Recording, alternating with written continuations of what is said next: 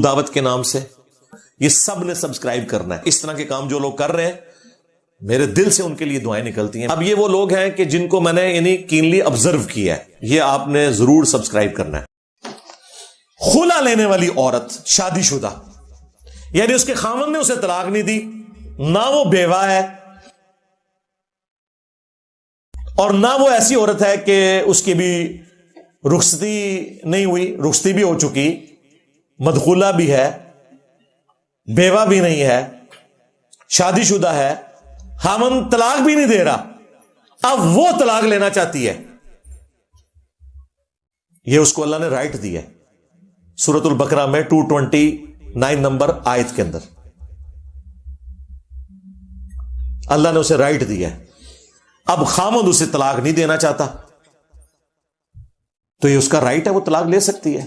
لیکن یہ علیحدہ بات ہے، وہ حدیث موجود ہے جامع ترمذی سنن نبی داؤد میں کہ جو عورت بغیر وجہ کے اپنے خاوند سے طلاق لے گی نا، قیامت کے دن وہ جنت کی خوشبو بھی نہیں پائے گی. ہاں، لیکن دنیا میں طلاق اسٹیبلش ہو جائے گی، آخرت میں عذاب بھگتے گی. اس کو وائس ورسا کر لیں کہ جس مرد نے بھی زیادتی کی اپنی بیوی کے ساتھ، ناحق اسے طلاق دی، وہ بھی پکڑا جائے گا. لیکن قانوناً اگر ایک مرد طلاق دیتا ہے تو اب بیوی زبردستی تو اس کے ساتھ نہیں رہ سکتی نا.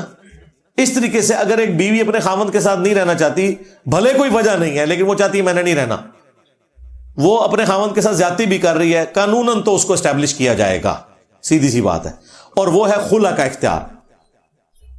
وہ حدیث موجود ہے ابو داؤد میں، سنن نسائی میں، الموطا امام مالک کے اندر. نبی علیہ السلام فجر کی نماز پڑھا کے نکلے، ایک عورت باہر کھڑی تھی، اس نے کہا یا رسول اللہ میں اپنے مرد کے ساتھ نہیں رہنا چاہتی. آپ نے اس کے مرد کو بلایا اور فرمایا کہ جو حق مہر والا معاملہ ہے نا وہ آپس میں طے کر لو، یہ عورت وہ حق مہر واپس کرے. وہ قرآن میں بھی آیا کہ اگر کوئی عورت علیحدہ ہونا چاہتی ہے اپنے خاوند سے طے کر لے، جتنا وہ آسانی سے دے سکتی ہے وہ اسے واپس کرے اور پھر وہ علیحدگی کر لے، اس کے عوض وہ اسے علیحدہ کر دے گا. پھر نبی علیہ السلام نے کہا کہ ٹھیک ہے، جو یہ اس نے کہا ٹھیک ہے یا رسول اللہ میں دستبردار ہوتی ہوں، میں اس کو واپس کرتی ہوں، میں اس سے علیحدہ ہونا چاہتی ہوں. پھر نبی علیہ السلام نے ان کے درمیان علیحدگی کروا دی. یہ ہوگی خلا والی عورت کہ جو اپنے مرد سے جا کر طلاق لینا چاہتی ہے اور وہ نہیں دے رہا، پھر وہ قاضی کی طرف رجوع لاتی ہے. ظاہر ہے اس وقت نبی علیہ السلام اس وقت قاضی تھے نا، جسٹس کی سیٹ کے اوپر وہ تھے، تو نبی علیہ السلام نے بلا کے اس معاملے کو سیٹل کروایا. اب اسی میں امپلائڈ ہے کہ اگر کوئی مرد طلاق نہیں دے رہا اپنی بیوی کو، خلا نہیں دے رہا، اچھا یہ جو خلا ہے نا یہ ایک طلاق کے ایکویلنٹ تصور ہوتا ہے اور طلاق بائن کے، ہاں یہ طلاق رجی نہیں ہوگی. جیسے ہی اس عورت نے خلا لیا وہ اس کے نکاح سے بھی نکل گئی. البتہ چونکہ یہ ایک طلاق بائن ہے لہذا وہ اس مرد کے ساتھ دوبارہ بھی شادی کر سکتی ہے. حلالہ تو ہے ہی غلط، حرامہ بھی غلط، کسی چیز کی ضرورت نہیں ہے، نئے حق مہر کے ساتھ. چونکہ ایک طلاق یہ واقع ہوئی ہے، اس کے ایکویلنٹ ہے خلا. مرد نے تو نہیں دی تھی نا طلاق، مرد دیتا تو پھر علیحدہ معاملہ ہونا تھا. یہ عورت نے لی تو اس طرف رجوع لا سکتی ہے. اور اس کی جو عدت ہے وہ سنن نبی داؤد میں آیا 1 مہینہ ہے. لیکن یہ یاد رکھیے گا یہ ساری عدتیں اس دن سٹارٹ ہوں گی جس دن خاوند طلاق دے گا.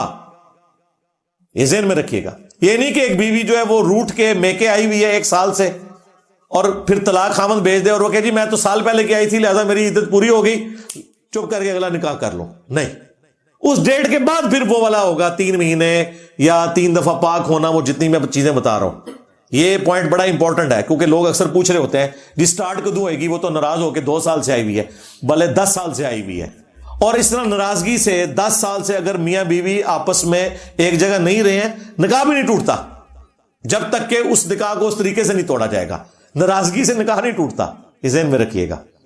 اور سٹارٹ اس دن سے ہوگی جس دن وہ باقاعدہ طور پہ اسے ڈکلیئر کرے گا، بھلے زبانی کرے بھلے ریٹن میں. لیکن ظاہر قانون کو بھی فالو کرنا ہے، زبانی کے بعد اس کا ریٹن ریکارڈ بھی ہونا چاہیے تاکہ عدالت میں چیلنج نہ ہو، ورنہ وہی کچھ ہوگا جو خان صاحب کے ساتھ انہوں نے کیا ہے. ہاں، اور وہ کہ ہم قانون تو صحیح کر رہے ہیں، لیکن لادہ بات ہے کہ وہ جھوٹے لوگوں کی گواہیوں کے اوپر کیا.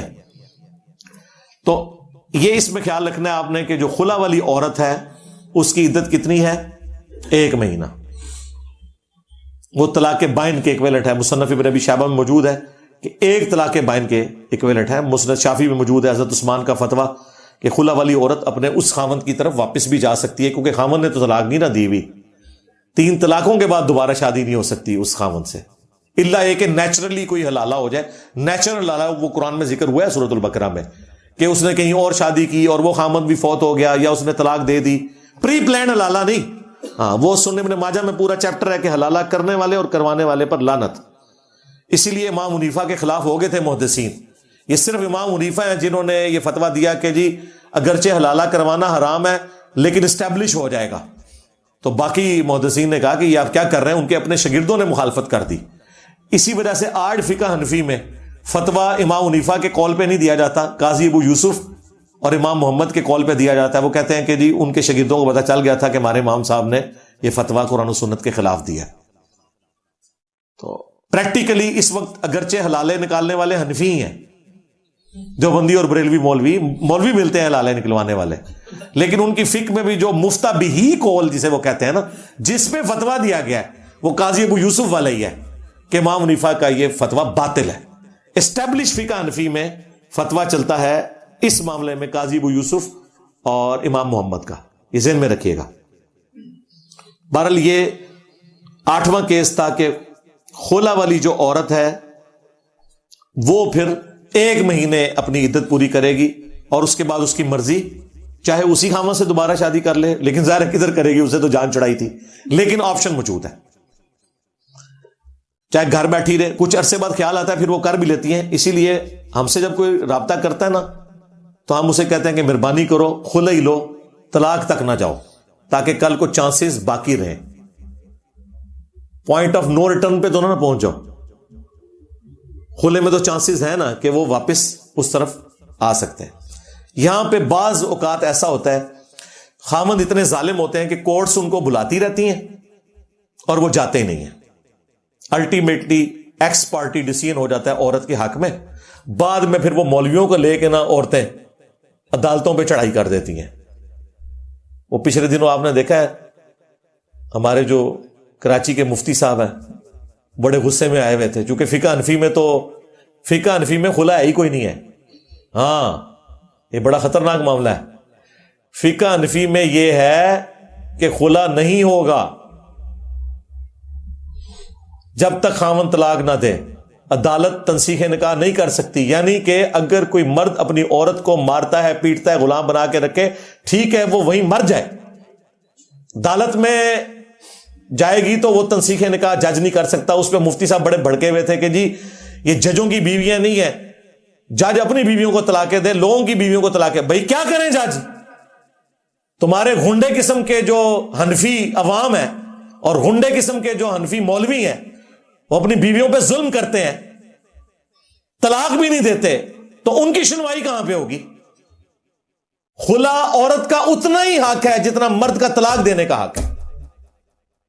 نہیں اگر دے رہا مرد طلاق, عدالت میں جائے گی, عدالت میں اگر وہ نہیں جاتا ٹھیک ہے, 1 سائیڈڈ ڈیسیژن ہو جائے گا. لیکن اس میں وہ 2 نمبری نہیں ہونی چاہیے جو بعض عورتیں وکیلوں کو ساتھ ملا کے, عدالتوں کو ساتھ ملا کے نا کسی ڈمی ایڈریس کے اوپر نا وہ سمن جاری کرواتے رہتے ہیں. سمجھ آئی بات کی؟